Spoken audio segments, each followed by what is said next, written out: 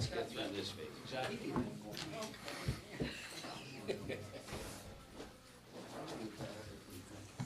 They should have posted both of them. Meeting will come to order, please. The notice requirements of the Open Public Meeting Act for this meeting have been satisfied. A copy of the annual meeting notice was sent to the press, the Star Ledger, posted on the bulletin board in the municipal building, the municipal website, filed in the office of the municipal clerk. Would you please take a second to turn off all electronic equipment as we stand for the Pledge of Allegiance? Attention, salute. I pledge allegiance to the flag of the United States of America and to the republic for which it stands, one nation, under God, indivisible, with liberty and justice for all.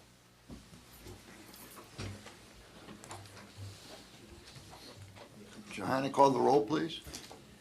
Mayor Becker? Here. Commissioner Amadeo? Here. Commissioner Blumberg? I am here. As there are no items for discussion, we'll proceed to department head reports, and we will start with, why don't you start, Scott?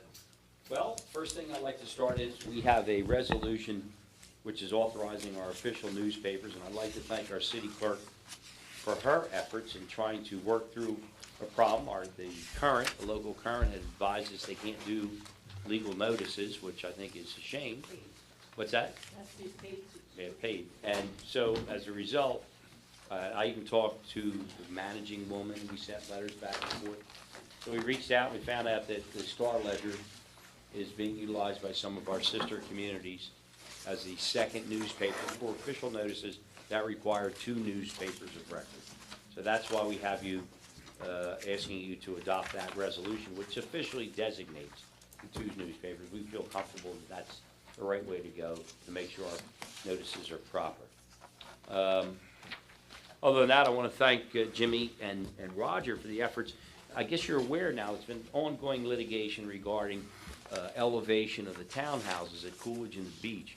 This has actually resulted not only in a Superior Court decision, which many lawyers and engineers throughout the state have been reading, but we're now going into the appellate court. We've had argument in the appellate court, and the appellate court has asked us to advise them on certain scenarios as you apply the elevation statute to particular situation at hand. It's really a precedent-setting case, and I've asked Roger and Jimmy to help me out on certain aspects to explain it. It does get extremely complicated, and I'm happy to say they have straightened me out on a few of these points. They're very, very technical points, and the appellate court, I suspect, ultimately the project's going to end up coming back to Margate, and they're going to come in for some kind of permits, either to build a raised elevation townhouse, or in place, or a home. We shall see what that ends up doing, but appellate court hasn't ruled yet.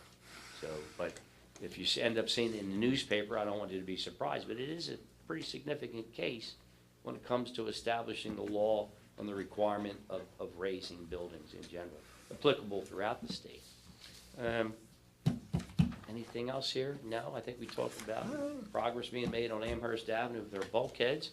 I have Mr. Ponzio working for it on the proposal, and we'll get the approvals from the couple private property owners there so we can build our new bulkhead when you ultimately go out to bid for the remaining portions of the bulkhead. So we're making good progress there. I think that's it. That's what I have. Thank you very much, Scott. Mike? Oh, you got a question? Okay. Yeah, I do, but go ahead, Rick. Good. 2 questions. Well, I just want to ask Scott, after you ask your question, I want to ask Scott to address the situation we talked about yesterday with Mr. Silverstein, I think his name is.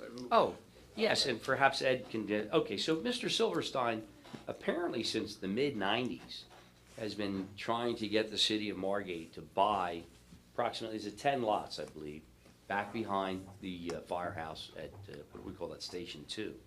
And there was a wetlands delineation map, and I've seen it, that put his land in the wetlands. Not quite sure how that occurred or who delineated it. Would that have been you guys, Eddie? Remember? He had, if I remember correctly, he had several lots, some of which were in the wetlands, some of which were not, on a mapped wetlands. And there's been several mappings, one back in '91 from Aquaterra, and then he had some small mappings. I don't know if Arthur did them or not, but he did have several lots, some that were actually not in the wetlands. The bigger problem was there was no means of egress to those lots. You had to go through the wetlands to get to those lots. So what he wants the city of Margate to do is to, I believe, Rich, credit him, but at a much higher amount than what the tax assessment is. At least that's how I understood it, which I don't know how we go about doing that. I guess he wants to do it for tax write-off purposes. But to me, I think you have to just strictly go, if you did go, with just the assessed value. Right, but that's the question. The assessor needs to look at those lots and may not be aware that they are not in the wetlands. Well, we can certainly have the assessor, the first thing is we have to get the map, and then we have to locate his lots. Now, do we want to start to spend money on this? I know in the past, the city of Margate said, we'll take title to the lots, but it's at the tax assessment value, period. That was it. We weren't going to get involved with redefining the wetlands delineation or hiring an environmental consultant to see if it is or it isn't. I mean, we don't want to get involved with that. If he wants to do it, God bless him, let him do it. And if he comes back and says, hey, this has changed, it's no longer wetlands. Personally, I think it's probably going the other way. It's probably more wetlands. Probably. So I like to be nice to him. I know Rich has had a decent discussion with him. I think I talked to him months ago, but whatever your instructions are, he wants to donate the 10 lots. I don't think he wants the city to give him money, but he wants us, huh? Let's back up, make sure we're Okay. accurate. We talked about this at the last meeting. Yeah. You decided you didn't want to buy the lots. Right. I informed Mr. Silverstein that we didn't want to buy the lots, and that was that. He responded back and said, well, he sent a bunch of papers from his father had done back in the 90s and from some engineer who said a lot of similar things to what you all been saying. Right. And he claims that there's usable land. It may or may not be true, who knows? So he said, if, being that you don't want to buy them, I will give them to you, but I won't give them to you unless you can give to me an appraised value that's significantly higher than what I had told him what the assessed value was, which he probably knew what it was, which is around $90,000 or some dollars. So in order to get an appraisal of a higher amount, the appraiser's gonna have to know where the wetlands are and whether it's our assessor or the appraiser. I'm not gonna ask our assessor to do more than he's already done. I mean, that's just gonna spin wheels at this point. He needs, according to him, he'd like to have a certified, of course, he'd like to have a certified appraisal that says worth $500,000, and then he can give it to us and write it off for $500,000 instead of $90,000. I don't know how we're gonna be able to do that without spending a lot of money, so, but I felt we needed to do our due diligence. I needed to talk to Scott and pass it by him, which he's just said to you, we did. Unless you have strong reasons, I want to get back to him. He said, I'll give you 15 days. I'll give it to other charitable organizations. That's what he says he's going to do, give it to other charities that he already knows that he has relationships with. So it's either you charity or their charity. I don't think it's going to get built on no matter who he gives. I mean, that would be one thing you could say people would be upset if it got built on. Well, I don't, from the way everybody talks about it, is surrounded by wetlands. It's an island of itself if there are uplands, if there is upland. And you have to stay away from, in order to build, I'm not an expert on this, Jimmy could just come in, but you've got to stay 50 or 100 feet away from wetlands to be able to even build a foundation, so. In addition, there's no utilities back there, there's no roadways back there, so there's, the land is The likelihood that it gets built on is slim to none. slim and none. So So whether if he I gives it to us or he gives it to another charity, for all practical purposes, it doesn't make any difference, it would seem to me. I mean, so I'd like your recommendation to send back and say, no, I we're agree, not I gonna agree. go through If I'm reading this correct, nobody wants to spend any money or do anything, so would I be correct, John? Send a letter, say thank you very much. Thank you. We're having it. Okay. You had a question? Good. Oh, I did have a question just quickly for Scott and/or Johanna. Does the Philadelphia Inquirer do legal notices? It's possible for them to do it. What did you find out dollar-wise, that they were a lot more expensive than Star? They're 3 times. Yeah, the 3 times the Star expense. ledger. 3 times as expensive. So, just give me, because I don't know, I how much signed- do we Well, pay I for? signed the things, there's around 700 a month, right? No, what we did for our meeting, the legal commission meeting, was over $300 in the Star Ledger. It would be 3 times that to So do in the 1,000 to Inquirer. do that in the It- Inquirer. Yeah, Right. And regular notices are how, like for ordinances are how much? they're normally around 65, 75, depending upon the length. Not all ordinances have to go in the second paper. Okay, Okay? got it. The reason I ask is it Certainly. seems that it might make more sense if it weren't a ton more money, But that it's a those would ton. go into the Inquirer, because that's what most people I would be- here I would be read. careful, and look, I am far from an expert on this, but I know it has to be paid circulation, which obviously is why we can't keep it where it is now. My recollection from many years ago was, I'm not a clerk, that it had to be a state newspaper if there was one available.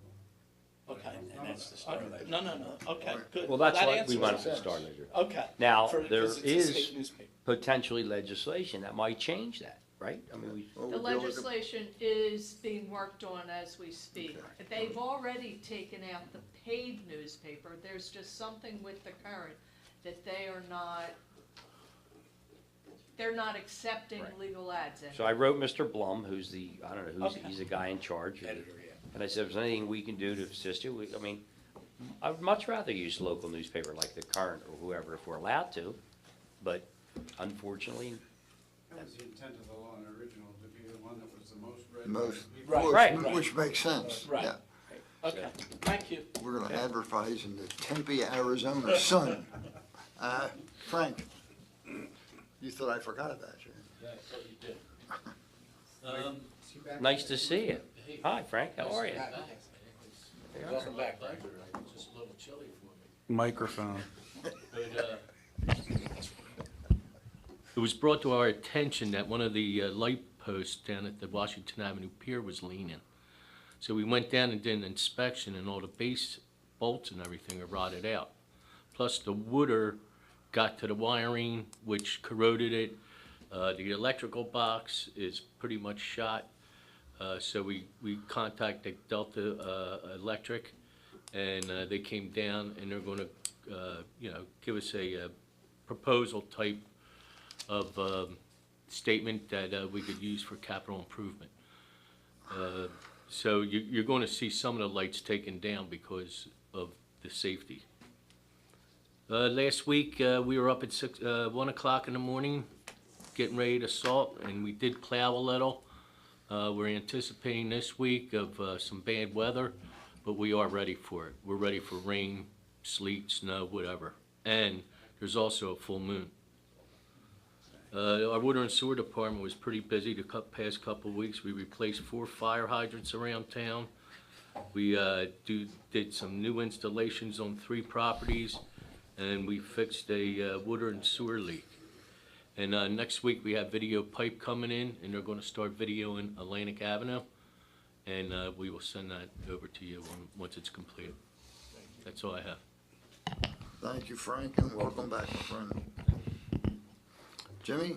Welcome back, Frank, and we got Scott down there. Hey, Scott, welcome to the table. You got Scott up there, too? Hey, Scott. No. bookends. Hey, bookends, that's right. Last week we had some really bad wind event. It was pretty windy and a lot of, had some light damages in town, and a local restaurant had its service come right off the building, and it landed right in the street. So we were able to get the Atlantic Electric there. They were able to tie in a new service, and a local electrician came in and hooked it up for them, so we got them back in service. Actually, it was last Friday. And Jim Jarvis, our electrical inspector, was able to assist in inspecting and getting the cut-in card, cut-out card, cut-in card to the electric company so that the power got back on. We've had 10 zoning permits so far this year, so if we it's only the 17th, so we go at this rate, Roger will be probably having around 300 zoning permits by the end of the year, which is pretty good. Rich sent us an email about the construction sites and trying to keep an eye on them. We had our employee evaluations this week, so we went over all the inspectors and made sure that they kept an eye on all the sites, and if they found any violations, to report them back to us, Tom or Gina or me, and we're going to notify the builders and everybody to get them back in shape. Because the last thing we need is an inspector to fall down, or a taxpayer, or even a contractor. You would think they would make them safe. A lot of complaints of no handrails, shaky stairs on the inside of the buildings. So we made it we're making it a priority this year to really be conscientious on these construction sites and making sure they're accessible and safe. Other than that, that's about all I have. Thank you, Jim. Roger? Thank you, Mayor. Only 10 permits? I have more than that on my desk. That's what I was told. I'm curious about your math. Anyhow, the planning board meeting is January 31st. I think we have 5 or 6 applications. February is already filling up with up to 5 or 6 more. There's a potential subdivision coming before us for the end of Thurlow Avenue.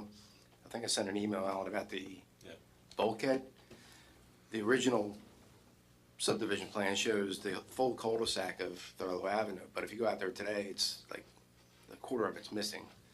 So if we lose that street end, I don't think we want to do that. I just want to throw it out there as a potential capital project for pretty soon. Yeah, I think we have it on the list. Well, we're actually, Joe and I met out there last week to discuss that exact thing, that we're losing, there's probably 10 to 20% of the cul-de-sac is gone. How did we want to address that street end? One of the thoughts, it's either fix it now or fix it later. One thought was to come back off of what the end of the cul-de-sac is now, excavate down and drive sheets, steel sheets across the entire cul-de-sac, and then do something decorative with concrete and maybe some plantings or something there to dress that street end up. That money isn't in the bond at this point, unfortunately. The other option is to just come back, put a concrete curb in there, and then as a future project, we would go behind the concrete curb and do some sort of, and I think the reason we have to do steel sheets is there's so many chunks of concrete down there. The only thing you're gonna be able to do is vibrate steel sheets through there to get them in, so. Scour around that bend, it's 35, 40 foot. It's around, yeah. And for years ago, when Dr. Kopika owned the house and the full cul-de-sac was there, he would come into the meetings and preach about how the street end was eroding. And at that point, we surveyed, it didn't look like it was, but it certainly has eroded significantly in the last 10 years, so. So perhaps for next year's bond, we will, like I said, within our estimate that was used for this year's bond, we don't have money, an extra 150,000 to do steel sheets there. So it may be good to pull the curb back and the street 5 foot shorter, that cul-de-sac 5 foot shorter than it is right now, and then somewhere in that area, steel sheets and then riprap. Is that the most efficient way of doing it?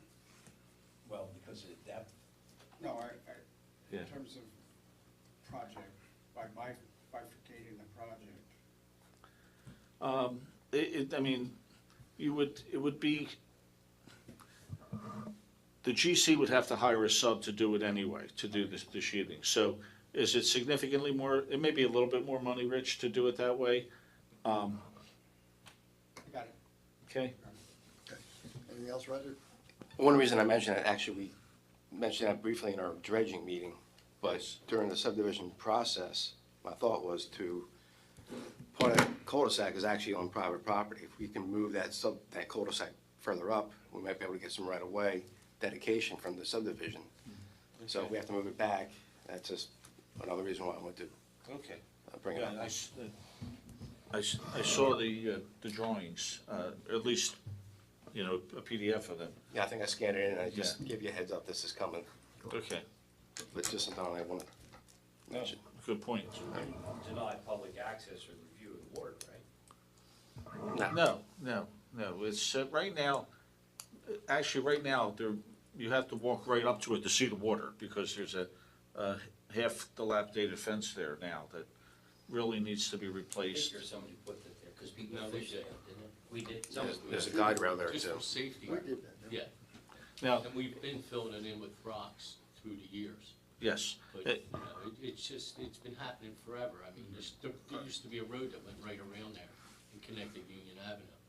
Right. That they vacated that road, gave it to the property owners, and then that's what created the cul-de-sac.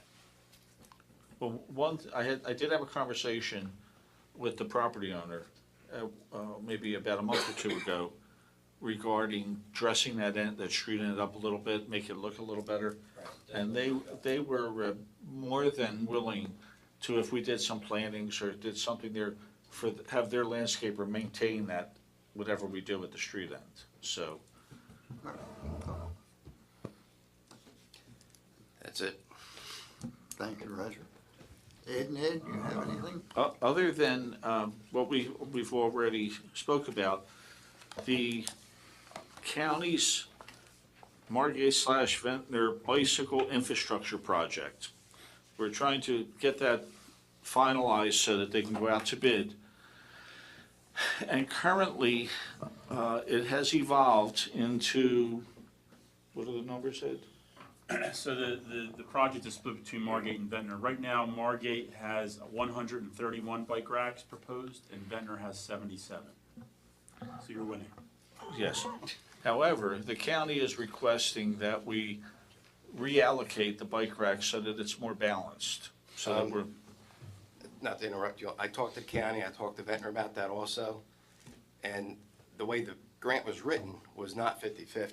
Whatever the total amount is and how we're not gonna make Ventnor get 20 more bike racks, because Margate has 50 more, whatever. Right. So they got, and Dan Walsh is from the county, he's on board with that. okay, good. We're gonna have another phone call meeting about that. I talked to Ed Stinson, he's like, no, we don't want any more. Great, that's great, yeah. It's not a contest. Whatever the money here is, and whatever Margate wants, whatever Ventnor wants. Contest We're gonna do it. over, we win. Right. Move on. Exactly. Okay. Wasn't even close. Well, and what'll happen is it'll go out to bid, and they have to determine whether they have the funding to pay for it. They'll get more money, So Roger, the county's okay with that? They're, provided that we get on board. We're gonna have a meeting with Ventnor and Margate. okay. Because the county raised the issue, so as long as they're good with it, then. I talked to Dan yesterday or the day before. Okay, let me know when the meeting is. Sure. There was, how many total bikes in it? 131 in Margate. 131 bike racks. And each one of those racks is So each one, city maybe gets two 65 bikes. and 3/4 in for equity, is that correct? Yeah. One or two bikes? Yes, each rack is one or two bikes. So, each- It's not your They were not all single bike racks. Right. Or Like, the street is not gonna get one rack, it's gonna get like 10. right. Lined They're, up. You saw the they're, ones. they're not your traditional, those aluminum 10 bike racks. These are essentially loops, okay? They're decorative. They're decorative, and they may cost 3 have, times as much. they'll have an insignia cut in them. They can be cast with a, Right. the Like the a Margate Lucy the M, Elephant, they wanted a or Lucy Lucy the the Elephant, whatever. Yeah, so, but these aren't, there's not 140 times 10. There's 130 something times 1. So, Did you have anything? Rich? Okay, we didn't talk about two things at Capitol. Ed is recommending, I would like to get this done as well because Commissioner Blumberg has asked about it for a couple of years, about getting this parking lot paved. And I just want, you're okay to get this paved as part of a The APS. Is a change order to Change order. the Burke Avenue contract. right? Yes. And we would be able to put a change order on the Burke Avenue contract and get this done under the 20%, Yes. which was the question at the last meeting. Commissioner Bunker's for it, Ed recommends it, and Andrew would like to get this It's the done. ballpark, right? This is the ballpark, yes. What happens with our, We're going to mill, we would mill 2 inches up to the concrete that they're encased in. Right. And then they would pave to them and then seal them. But we looked at just trying to overlay it, and it just was going to be more work than it was worth. And we have some base failure in there that's going to have to be corrected also. This way, we mill it, we find that they'll take care of a few base areas, and then it'll be a clean. We were concerned with those because we don't want anybody tripping, when they're playing basketball, so. You okay with that, John? Yep. I'm good with it, move forward. how much was it? 63,000? Yeah, that's a big area. Yeah. Awesome. It's a good project. Thank you, Commissioner. And What else, Rick? the other one, I just want your opinions on, and I still have to go back and check money. Jerome Avenue, there was a request that there was an Oh, opportunity. yes, thank you, yeah. You explain it, Ed. Yeah, at the intersection of Jerome and Amherst, we have a sinkhole there from their sanitary sewer main that's slipped out of the hole in the manhole. It's an old terracotta line. We had gotten 2 prices. I believe it was 19,000 just to fix, right? 19 and 40. Yeah, and then it was 40 to replace the whole length of line, 60-foot of line there. We recommended that we do the 40. If we're opening up the hole, let's fix the whole thing. So if the money is available, that would go under Perna Finnegan's contract. It would be an extra to Perna Finnegan. We sure we wanna go to? Well, that's a whole nother, that's where it could fit, okay? The other option, and I don't know how much problem it's causing Frank, is we would put it under the Atlantic Avenue contract when we go out to bid for that. How urgent is this project? The pipe is failing. The pipe has a split across the top of the tub. So, at any given time, I mean, I couldn't put a time limit on it, but, it could last 10 years, it could last a year. It's been this way This is for a also- while. Not to interrupt, this is also a safety issue, because people driving down Jerome Avenue are starting to veer all out in all kinds of ways, so it's more than just a So you'd 10-foot you'd like to section get away. it done, is what Yeah. you're I saying? want it done ASAP, yes. How about when we call Perna Finnegan on their other issue, we say to them, hey, if you help us here, we think we might be able to get you this here, and let's get it done. Good job, Marty. That's good, Down with John. that, Marty. I like that, Mark. Do we You are have good. to advertise that in the Listen, inquiry? are you guys hired? Yeah, right. Okay, Okay? that's our plan of attack. All right, before you finalize that, let's just talk. Okay? Yes. You heard the mayor, we gotta get it done, but Yes. I gotta Make sure I gotta figure out the money here. Yeah, that's, if the money's available, that's all. No, we can make it available, I just need to be able to find out what isn't gonna be available if we make it available, so that there's clear understanding. To be clear, Lisa said, yes, if we make a modification to another part of another Okay. ordinance, and I don't know what What we lose. it when Peter gets paid. Anything else, Rich? I'm good. Dave?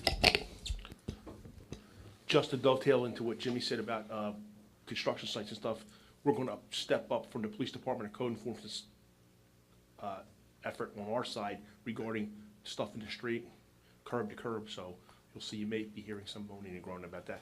We have a problem with contractors, especially landscapers, dumping dirt that protrudes into the roadway, and they just don't mark everything, and people crash into it, so we're gonna really get on them about that. Other than that, everything's good. Excuse So me, quality of life issues is what we're talking about. Check, I've noticed quite a few dumpsters without any plywood under the wheels. Yeah. And it's mostly Earth Tech, okay? Okay, But I've driven around, I've seen 6 of them so far. okay. And I've seen a few issues where the contractors have been leaving trailers in the street also. Trailers, I'm seeing a lot of trailers now, That's- instead of dumpsters, That's one of the trailers. reasons we don't have room in the rec lot. We have quite a few trailers in there right now. Okay. We try to be a little bit lean. We give them 24 hours to get them out and move them. And if they don't move them, we take them. Dumpsters, we've been calling it actually not the contractor, we've been calling the dumpster supplier, say, listen, get it out or we're taking it. And you can't have it back. I have a question, Dave, maybe you can answer it, right? Do we have a trailer ordinance? Yes. We do. Okay. Yeah, and the guys, the people working the midnight shift, the 6 PM to 6 AM, are pretty good on that. They jump on it and they're, you know, so, Can't be overnight, right? can't be overnight. Thank you. Could you email me a copy? Absolutely. Thank you. Thank you, Dave. Dawn, how are you? I am fine, thank you. How are you? Fine. There's not too much new going on in our office, just continuing our efforts to get information out on various topics, including some of the construction issues around the community, the latest issue of the newsletter that's been out, and we have some questions that have been generating back and forth from the public about various topics, so everything is normal. And scheduling all the New Year's meetings with the various community groups and all the volunteer groups, Margate Mothers Association, the Sustainable Margate, and Margate Business Association, just continuing with those efforts to coordinate services and see what we can do about expanding those services for the residents. And that's all I have. Thank you, Dawn. Chief? The trailer issues is a major problem with us driving our trucks down the street, especially during the summer, especially down the south end like Claremont Avenue and places where we get Station 2 guys out to Atlantic and Ventnor Avenues. Not just the trailers, the dumpsters also. So we do have a major issue with that as far as driving. There have been a couple of instances where we've responded to calls and have had to back out of the streets to go another way. On another note, this past fall, we were granted a regional grant of about $840,000 between Ventnor, Atlantic City, and Margate for SCBA's. In about 60 to 90 days, we're going to be getting that grant. You've noticed that we have a lot of buildings being torn down these past fall. These are a great asset to us before they get torn down so that we can practice various techniques in these buildings. What we're doing now is we're getting a direct, when somebody files a demolition permit, we get a direct copy right from the building department. Thank you there, Jim. And we're able to act on it, contact the owner, get their permission, signed documents and things like that to be able to practice things. So if you see us in front of houses during the fall and the spring, that's what we're doing, is practicing many different various techniques of what we do. Philadelphia, we have a program in Philadelphia with Philadelphia Fire Department. They give out free smoke detectors. We're going up the 29th to pick up 80 free smoke detectors, and that's what we use to distribute them. We go through quite a few of them, giving them out to the residents that older people that can't put up their own, take care of their own smoke detectors, especially if they're outdated and batteries and things like that. And that is, we're also monitoring the weather for the storm coming up, and we're going to be putting out the storm trucks as usual. It appears as though wind is going to be the major thing, but we're going to be monitoring that.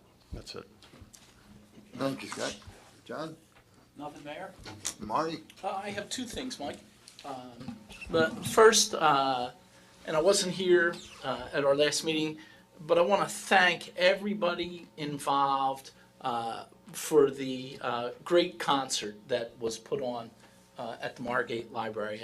It was, and I know we participated in a small way, but everybody that went talked about what a great show that it was and what a great thing it is that we do for the community in Margate. So I just wanted to get that out for everybody that went and participated and helped make that a great event. The second thing is we got in our mail pictures and some signatures from a group back in Interlude related to some flooding issues that they have.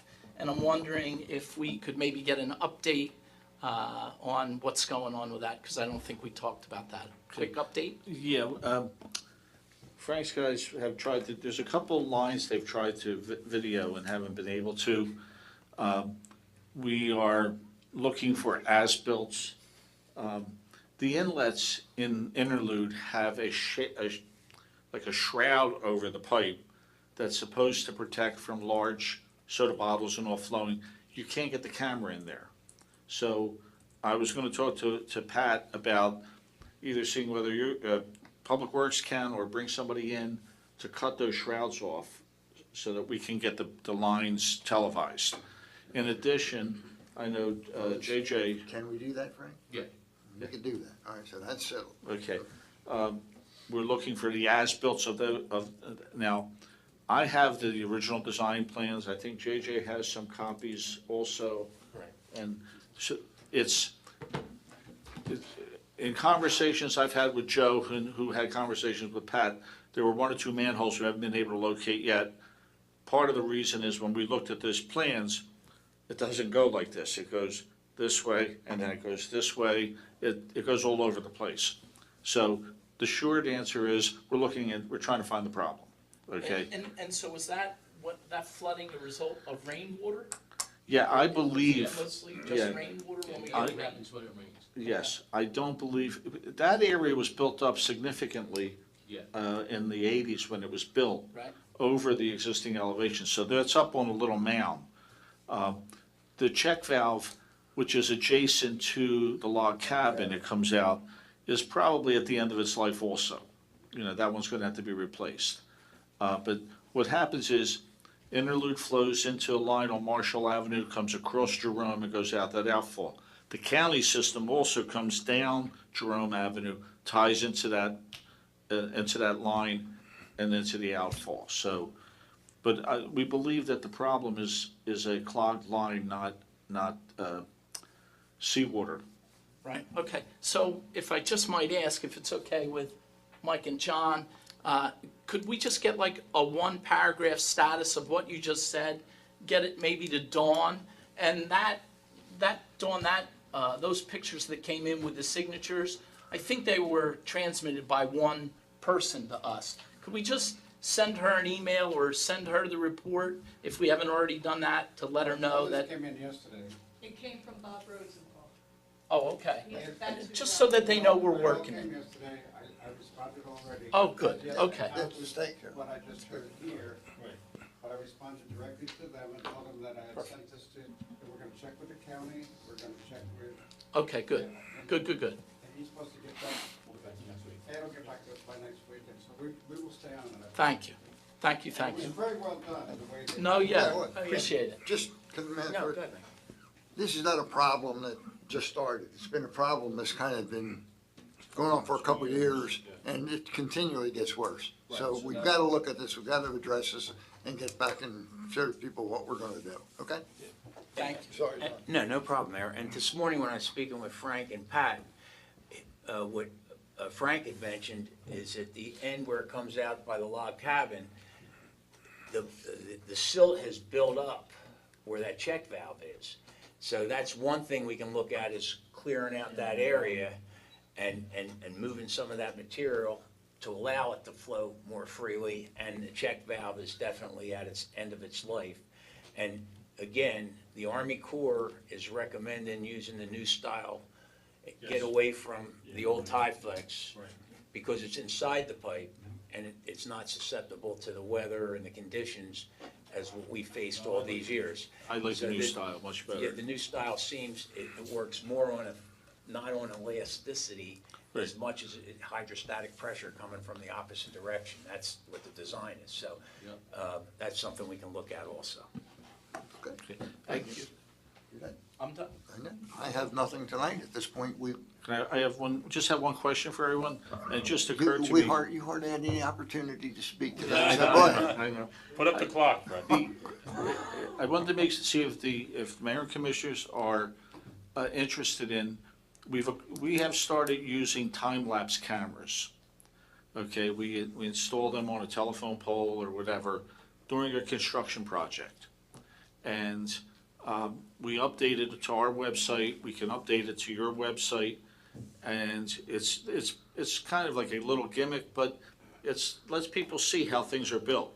And if you're interested, when we have start a new project, we can install them, there's no charge for it. It's just our IT guy comes, installs the cameras, and reads them. There's no charge. It's on the record. In writing, there's no charge. It's on the record. Amherst out there, there's the bulkhead. Well, we could do that. It's not an issue, and if I'm not mistaken, I think there's 3 available right now. Well, I think what Scott said, our project on Amherst is gonna go for minimally 3 years. By the time we complete the promenade and all, so that would be a good spot if you could Okay. target. We'll get one down We'll get something down there then. That'd be great. Tomorrow? there. I know that's one of those, I have our drone fly down right now. Cool. Anything else, Ed? Yes, sir. Right. At this point, we'll open to public comment, 3 minutes on any of the subjects that were discussed here today.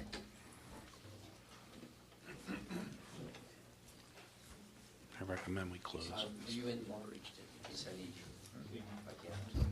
Sewell 22 West Drive, following up on the remarks of the esteemed solicitor, may I suggest that we pressure Chris Brown and Mazzio to introduce a statute in Trenton which would make the use of the city website one of the sources of legal notices, and by having these legal notices on the city website, it enables people to look back 2, 3, 4 weeks, as opposed to trying to get the press from 2, 3, 4 weeks ago.